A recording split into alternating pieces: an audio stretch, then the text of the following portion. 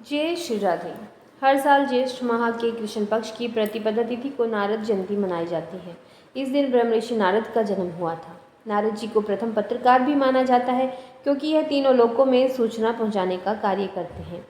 इस बार नारद जयंती यानी कि आज 24 मई शुक्रवार के दिन है। मान्यता है कि इस दिन नारद जी की पूजा करने से व्यक्ति को बल, बुद्धि और शुद्धता की प्राप्ति होती है। ज्येष्ठ माह के कृष्ण पक्ष की प्रतिपदा तिथि की शुरुआत 23 मई को शाम को 7:22 से हो गई है और इसका समापन होगा 24 मई को शाम को 7:24 पर। ऐसे में नारद जयंती 24 मई को ही मनाई जाएगी। हर साल ज्येष्ठ माह के कृष्ण पक्ष की प्रतिपदा तिथि को ही नारद जयंती मनाई जाती है। नारद जयंती के शुभ और पावन अवसर पर श्री कृष्ण के किसी भी मंदिर में जाकर उनको बांसुरी अर्पित करनी चाहिए। ऐसा करने से जीवन में खुशहाली बनी रहती है। नारद जयंती के दिन सुबह जल्दी उठकर स्नान करने के बाद अपने घर के मंदिर की साफ सफाई करें। स्नान करने के बाद एक साफ वस्त्र धारण करें और अपने इष्ट देवी देवता का ध्यान करें। अब एक चौकी पर एक कपड़ा बिछाकर नारद जी की मूर्ति स्थापित करें और इसके बाद दीपक और धूपबत्ती जलाकर पूजा अर्चना करें। फिर नारद जी को फल और मिठाई का भोग लगाएं। अंत में जीवन में सुख शांति के लिए प्रार्थना करें और परिवार के लोगों को प्रसाद बांट दें। आइए सुनते हैं नारद जयंती के दिन नारद जी की कथा। ऐसा माना जाता है कि नारद मुनि पिछले जन्म में गंधर्व के रूप में पैदा हुए थे। उनकी मां भगवान विष्णु की भक्त थी। वे साधु संतों के घरों पर काम किया करती थी।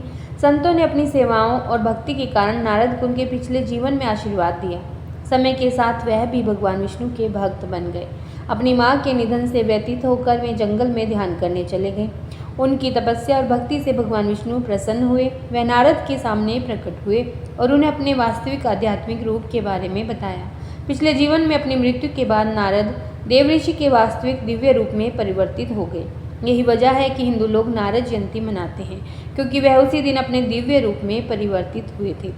हिंदू पौराणिक कथाओं के अनुसार नारद मुनि भगवान ब्रह्मा के मानस पुत्र हैं, जो 3 त्रिदेवों ब्रह्मा निर्माता, विष्णु पोषणकर्ता और महेश संहारक हैं, उनमें से एक हैं, यानी कि ब्रह्मा जी के मानस पुत्र हैं।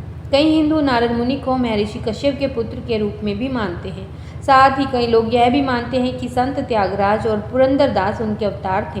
नारद मुनि भगवान नारायण या भगवान विष्णु के एक महान अनुयायी और भक्त हैं। देवऋषि ने किसी से विवाह नहीं किया, वे ब्रह्मचारी भी रहे।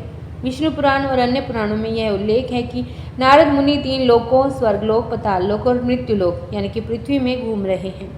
हर जगह यात्रा करते हुए वे भगवान विष्णु का नाम जपते हैं और नारायण नारायण कहते हैं। उनके पास एक महत्वपूर्ण कार्य है। वे जीवन और मृत्यु के चक्र से मुक्ति पाने के लिए सलाह देते हैं। यही वजह है कि हिंदू संस्कृति में नारद जयंती एक महत्वपूर्ण अवसर है। इस दिन लोग नारद मुनि के मार्गदर्शन और ज्ञान के लिए उनकी पूजा करते हैं।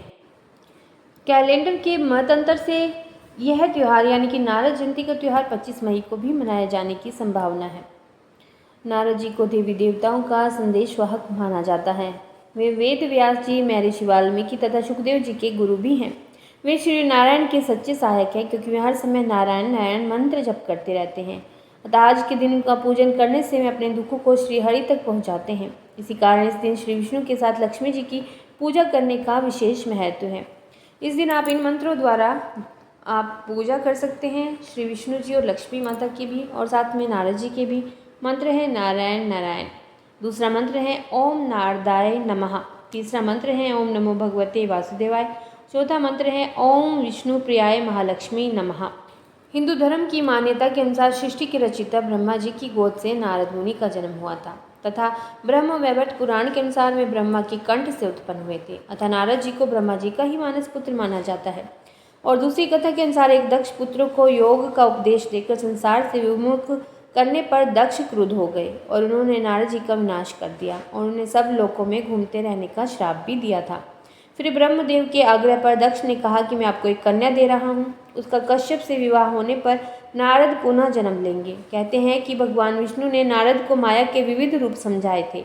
एक बार यात्रा के दौरान एक सरोवर में स्नान करने से नारद को स्त्रीत्व प्राप्त हो गया था। स्त्री रूप में नारद 12 वर्षों तक राजा तालजंग की पत्नी के रूप में रहे। फिर विष्णु भगवान की कृपा से उन्हें पुनः सरोवर में स्नान का मौका मिला और वे पुनः नारद के स्वरूप को लौट आए। यह थी कथा नारद जी के बारे में, जो नारद जयंती के विशेष अवसर पर आप सभी ने श्रवण की। यदि आपको यह वीडियो और इसमें दी गई जानकारी अच्छी लगी हो तो वीडियो को लाइक ज़रूर कीजिए। यदि आप इस चैनल पर पहली बार आए हैं तो आपसे अनुरोध है कि इस चैनल को सब्सक्राइब भी ज़रूर कीजिए। ओम नमो भगवते वासुदेवाय।